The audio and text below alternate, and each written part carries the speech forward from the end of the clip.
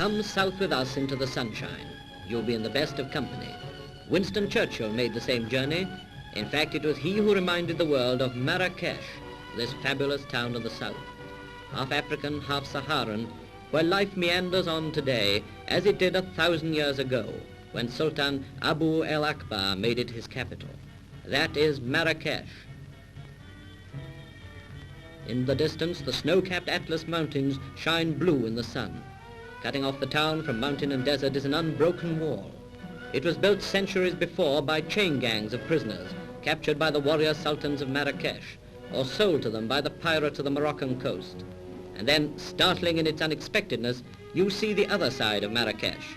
Here is the Manounia Hotel, where Churchill stayed. Supermodern, it sports every refinement of a mechanical age. An oasis of the 20th century in concrete and glass and formal gardens. It is surrounded by a people who look as you imagined they did in Bible times.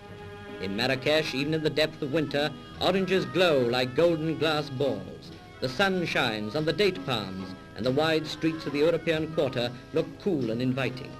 Though even here the old breaks in on the new. The patient donkey trots on a surface designed for limousines. You pass women wearing the traditional yasmak, women whose face no man except their husband must ever look upon.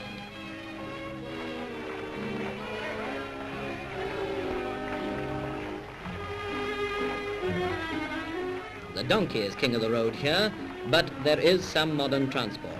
Not quite like a British bus perhaps, but there are no luggage restrictions. And if you prefer to stand on the top deck, no one will stop you. In the streets, many-colored robes mingle with the older-fashioned white, and the children wear their hair shaven with this peculiar twisted pigtail.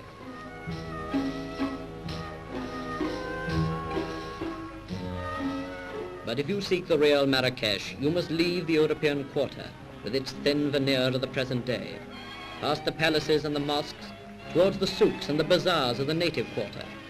Here in a labyrinth of narrow streets, the hours fly quickly. Overhead, rush mats stretched across the streets break up the sun's rays. In the souks of Marrakech, you can buy almost everything, except soap, which for some reason is unobtainable. A servant hired here costs practically nothing. And if you know where to go, you can still buy a slave, though officially slave trading is illegal. Padding barefoot through the shaded streets, the ordinary folk of Marrakech do most of their shopping in the souks.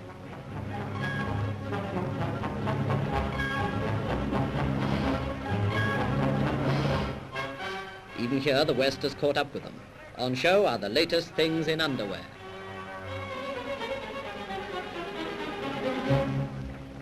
And exported, let's hope, from Birmingham, a batch of kitchen equipment.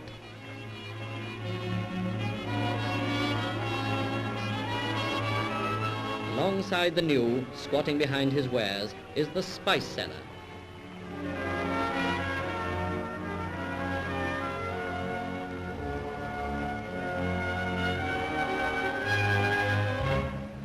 The greengrocer.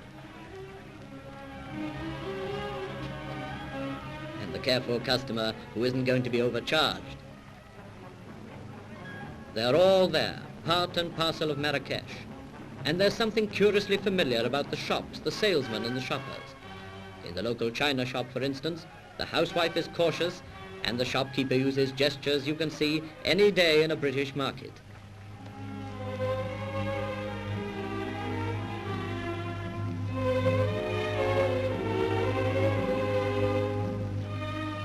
In Marrakech, time has paused in its tracks. To travel there by plane from London is an experience rather like going to sleep in one's own bed and waking up in the time of David and Goliath and the prophets of the Bible.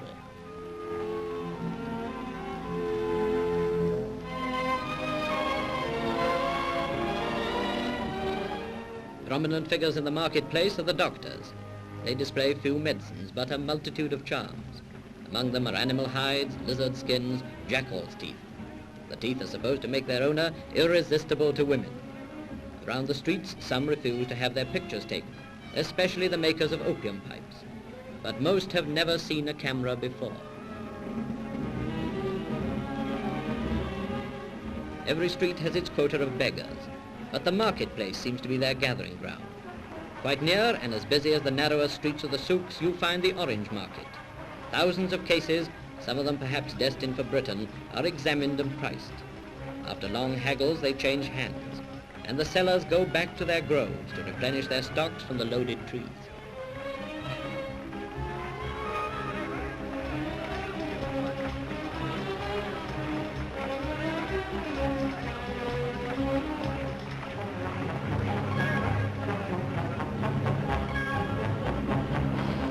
It's hungry work, even for the successful bargainers.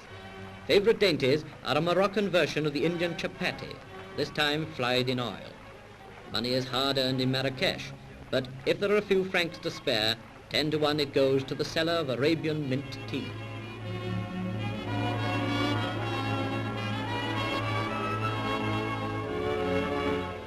All kinds forgather in this strangest of public meeting places, and when business is done, the snake charmer holds the crowd a little longer. The routine has been the same for many hundreds of years. Probably it will not change for many hundreds more.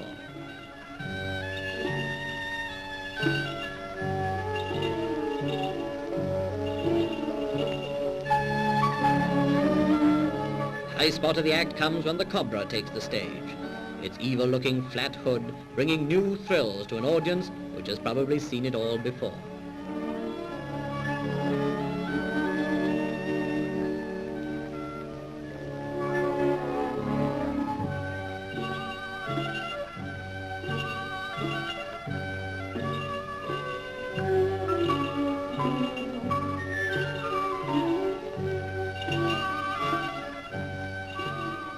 Then there's the star comedian of Marrakech. With a dance routine and a gift of expression, it'll be hard to beat.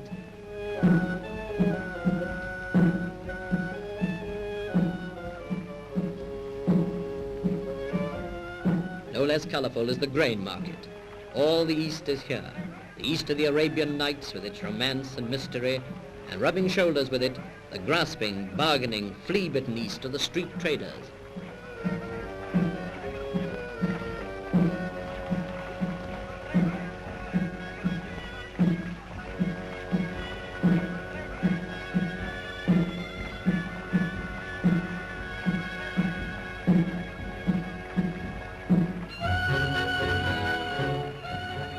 No question here of, if you don't want the goods, don't maul 'em.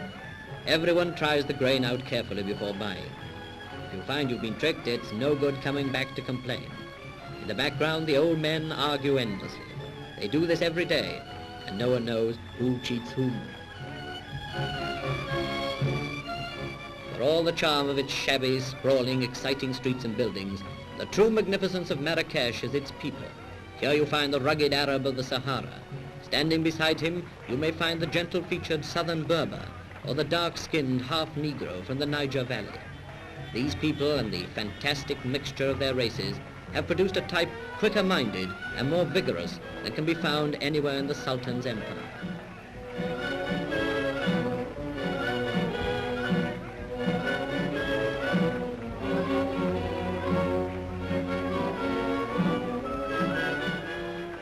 Though they are supposed never to be seen by Western eyes, Arab writers speak of the beauty of the women of Marrakech. Certainly they walk with great dignity, their babies slung at their backs and carrying heavy loads on their heads.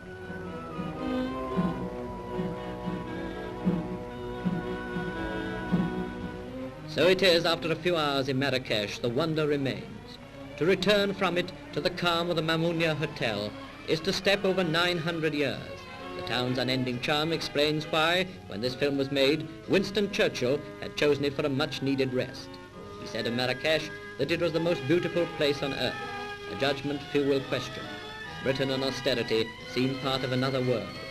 The lush and beautiful gardens and the quiet snow of the Atlas Mountains beckon us back, recalling the words its people say, "He who has once seen Marrakech must always return."